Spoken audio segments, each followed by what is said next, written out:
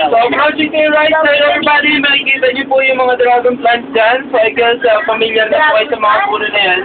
So, dragon plant, of course, these are the one who turns to dragon fruit. So, more or less po, 1.5 year bago pa po mamunga yung mga yan. Then, aside from our ostrich, marami po tayo nakikita mga wild boars. So, yung mga cobra po. So, pag kulay itim po ang balahibo, yan po ay mga lalaki. Pag kulay gray, babae po yan. Hindi na po tayo pababa, ha? Kasi abo.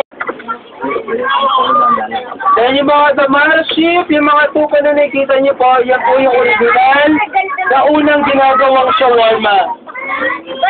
Yung meat po nila, yan po yung unang ginagawa. Ostrich, kaya po nila tumakbo ng 70 kilometers per hour. Ayos. Tingnan nyo, yan po ay isa. Yung mga ostrich before na pwedeng sakyan. Yun nga lang po, yun ay train namin na kay Sir Charlie.